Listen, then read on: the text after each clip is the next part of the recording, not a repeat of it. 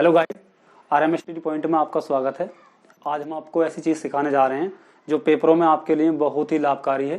तो चलते हैं आज हम अपनी वीडियो की तरफ, देखते हैं कि कुछ चिन्ह हैं, चिन्हों का ज्ञान सिखाते हैं। सबसे पहले दे रखा है आपका छोटा कोष्ठक, इसे हम कहते हैं छोटा कोष्ठक से। छोटा कोष्ठक होता है हमारे पास इस प्रकार से। उसके बाद हमारे पास आता है मंझला कोष्ठक, इसे बोलते हैं बिचला कोष्ठक। ये बिचला कोष्ठक हमारे पास होता है। उसके बाद होता है हमारे पास बड़ा कोष्ठक, इसे हम बड़ा कोष्ठक कहते हैं। उसके बाद कहीं हमारे पास प्रश्नों में आता है ओफ लिखा हुआ। ओफ का मतलब का उसका अर्थ होता है गुणा, तो उसे हम पहले गुणा का चिन्ह लगा करके हल कर लेते हैं। उसके बाद हमारे पास आता है उपसमुच्चय, तो उपसमुच्चय को चिन्ह को हम इस प्रकार से कहते हैं। उसके बाद एक चिन्ह यहीं पर हमारे पास करना चाहें तो हम इसे नोट समुच्चय भी कर सकते हैं। अगर हम इसे यहाँ इस प्रकार से काट दें तो उसे हम नोट समुच्चय भी कह सकते हैं। इसे कह सकते हैं नोट समुच्चय। नोट समुच्चय हम इसे यहाँ दे सकते हैं इसी प्रकार का। यदि हमें काटना है, यदि हमें नहीं काटना है तो हम उसे इस प्रकार से लिखेंगे। उसके बाद हमारे पास होता है निष्कर्ष निकलता है। इस प्रकार तीर के निशान को हम निष्कर्ष निकालता कहते हैं। उसके बाद होता है हमारे पास सर्वनिष्ठ बोल देते हैं, बोलते हैं इंटरसेक्शन। उसके बाद हमारे पास आता है यूनियन, यानी इस प्रकार से इसमें यूनियन का मतलब होता है कि हमारे पास सभी रखे ए और बी के सभी मानों को उठाकर रख लिया जाता है, उसे कहते हैं हम यूनियन। और जिसमें सिर्फ कॉमन आता है उसे हम इंटरसेक्शन कहते हैं।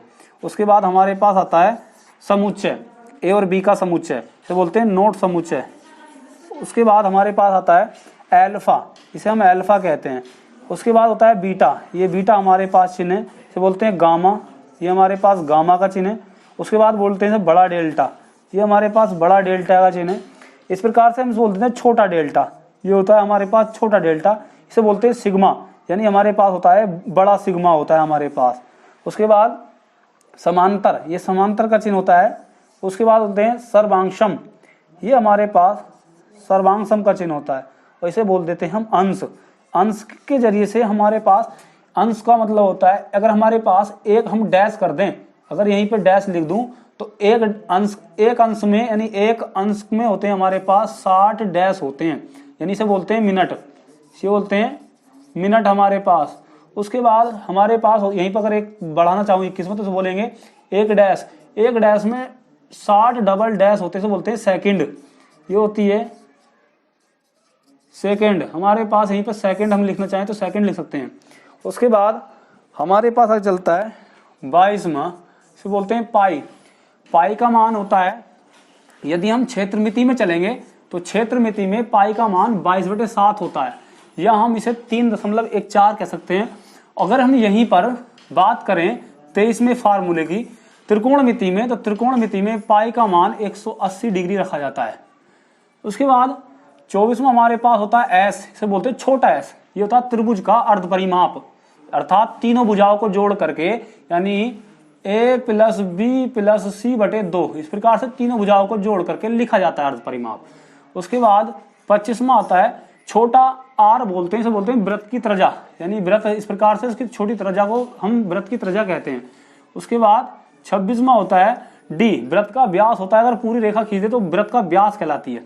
उसके बाद हमारे पास आता है c कहते हैं वृत्त की परिधि, अर्थात क्या होती है 2πr, वृत्त की परिधि होती है 2πr। उसके बाद हमारे पास होता है 28वां क्षेत्रफल, वृत्त का क्षेत्रफल a, और वृत्त का क्षेत्रफल होता है πr²। उसके बाद v होती है हमारे पास आयतन, वेलोसिटी, वॉल्यूम मतलब आयतन होता है, किसी भी चीज का आयतन, जैसे बेलन, शंकु, गोला आदि के हम आयतनों को रख सकते हैं। उसके बाद छोटी v मतलब होती है चाल, या ऐसा हम आवृत्ति भी कह देते हैं, फ्रीक्वेंसी बोल देते हैं, f भी बोल सकते हैं। अगर हम v रखना तो चाल और f रखना है तो आवृत्ति होती है, आवृत्ति कहलाती है। उसके बाद d होती है दूरी, डिस्टेंस, दूरी छोटी। t होता है हमारे पास टाइम, ये हमारे पास टाइम को दर्शाता है। थीटा हमारे पास कोण को दर्शाता है। फाई भी हमारे पास इसी के आकार कार्य करता है, भांति कार्य करता है, इसे बोलते हैं साइन, ये साइन भी इसी प्रकार कार्य करता है, इसे बोलते हैं डेल्टा m, यानी छोटा डेल्टा m हमारे पास होता है। इसे बोलते हैं हम इसलिए, इसे बोलते हैं हम चूंकि, और ये होता है हमारे पास अनुपात, और ये होता है हमारे पास समानुपात, और इसे बोलते हैं हम प्लस माइनस के चिन्ह को दर्शाता है। आगे चलते हैं, हमारे पास आ जाता है गुणा। ये हमारे पास होता है गुणा का चिन्ह को दर्शाता है हमारे पास 42वां। उसके बाद ये हमारे पास दिखाता है भाग को, ये हमारे पास भाग है। उसके बाद ये दिखाता है हमारे पास बराबर को, और ये दिखाता हमारे पास बराबर नहीं है, ये बराबर नहीं है। उसके बाद ये दिखाता है हमारे पास बड़ा है, यानी किसी का मान किसी से बड़ा है तो उसे बड़ा, इस प्रकार से जिधर मान बड़ा होगा उसकी तरफ को हम मुंह कर देते हैं, और जो छोटा होता है उसकी तरफ को छोटा कर देते हैं, छोटा कहलाता है। इस प्रकार हम वर्गमूल निकालते हैं। वर्गमूल निकालने का, अगर हमें जैसे हमें वर्गमूल निकालना है, जैसे हमें किसी संख्या का, जैसे 4 का वर्गमूल निकालना है तो 4 का 2 हो गया, 8 हमें निकालना 9 का तो 3 हो गया, 16 का निकालना 4 हो गया। इस प्रकार से हम वर्गमूल निकाल लेते हैं। ये होता है घनमूल। घनमूल निकालने का तरीका होता है, जैसे हमें कि घनमूल निकालना है, जैसे हमें 9 का घनमूल निकालना है तो हमें 3 के जोड़े बनाने होते हैं। जैसे 9 का निकालना है तो 3 9 को, जैसे हमें निकालना 27 का तो 3 गुणा 3 गुणा 3, 3 3 होती है 27 होते हैं, तो 3 गुणा 3 गुणा 3 का प्रयोग करके हम निकाल लेते हैं। तो ये घनमूल होता है। उसके बाद हमारे पास आता है कोण। इस प्रकार से हम कोण को दर्शाते हैं, और हमें ये मेन पॉइंट वृत्त का है, जैसे हम वृत्त दर्शाते हैं। उसके बाद हमारे पास आता है 52वां। ये होता है वृत्त का व्यास, यानी जैसे, और वृत्त में अगर हम एक जीवा खींचे तो जीवा हम एक वृत्त में अनेक, यानी बहुत सारी जीवाएं खींची जा सकती हैं, और सबसे बड़ी जीवा वृत्त का व्यास कहलाती है। उसके बाद हमारे पास आता है 53 में चाप। इस प्रकार से हमें चाप लगाना होता है तो ये चाप कहलाता है वृत्त में, यदि हमें कोई चाप लगाना होता है तो। उसके बाद हमारे पास आता है वृत्तखंड, यानी कोई कटा हुए भाग, वृत्त का कोई कटे हुए भाग को वृत्तखंड कहते हैं। उसके बाद हमारे पास आता है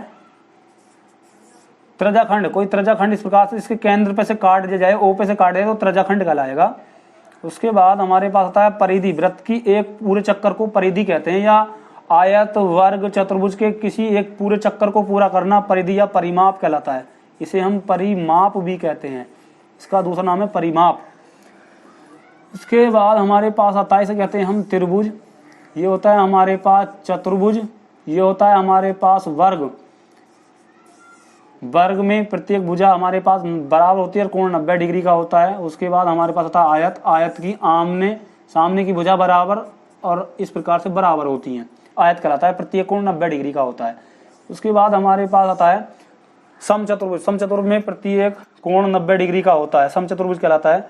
और समांतर चतुर्भुज में किन्हीं भी संगत दो कोणों का योग मिलाकर के 180 अंश होता है, समांतर चतुर्भुज कहलाता है। और बीकर्ण आपस में बराबर होते हैं। उसके बाद हमारे पास चलता है 63 से बोलते हैं हम ओमेगा। इसी प्रकार से हमारे पास आगे आ चलते हैं, होता है इसे बोलते हैं रो, इसे न्यू बोलते हैं, छोटा न्यू। और ये होता है म्यू, और ये होता है कप्पा, इसे कप्पा कहते हैं। इसे ताऊ कहते हैं, टो कह देते हैं टो। ये टो होता है हमारे पास, इसे बोलते हैं ईटा। ये हमारे पास होता है ईटा। और उसके बाद होता है जेटा, इसे हम जेटा कहते हैं इस प्रकार से। और ये होता है हमारे पास एप्सिलेंस कहते हैं हम चिन्ह को। इसी प्रकार से हमारे पास आता है एप्सिलेंस 0। ये हमारे पास एप्सिलेंस 0 होता है, जिसका मान 8.85 × 10 की पावर ऐसे 11 होता है। ये होता है हमारे पास 4 पाई। उसके बाद होता है इसे बोलते हैं हम प्लांक नियतांक h। और हमारे पास प्रकाश की चाल होती है c, इसे प्रकाश की चाल कहते हैं। इसका मान होता है, प्रकाश की चाल निर्वात और वायु में प्रकाश चाल होती है 3 × 10 की पावर 8 मीटर प्रति सेकंड। ये निर्वात में प्रकाश की चाल होती है, जबकि जल में प्रकाश की चाल होती है 2 × 10 की पावर 8 मीटर प्रति सेकंड। उसके बाद बोलते हैं आपतन कोण होता है हमारे पास, ये इसे बोलते हैं परावर्तन कोण। उसके बाद होता है ANG को बोलते हैं वायु के सापेक्ष कांच का वर्तनांक। ये वायु के सापेक्ष कांच का वर्तनांक है। और इसे बोलते हैं किसी ऊपर संख्या के ऊपर हम लिख देते हैं तो इसे बोलते हैं बार बार, यानी वो संख्या बार बार आती चली जाती है, इसे बार बार कहते हैं। और इसे बोलते हैं हम कैफ। ये हमारे पास किसी संख्या को जैसे आई कैफ, जे कैफ, के कैफ इस प्रकार से लगा लेते हैं तो ये होते हैं कैफ हमारे पास। तो इसे हम कैफ दर्शाते हैं। तो आई होप आप समझ गए होंगे कि इस प्रकार से हमने आपको चिन्हों का ज्ञान सिखाया। आप अच्छे से बने रहिए हमारे चैनल RMS 3 पॉइंट में।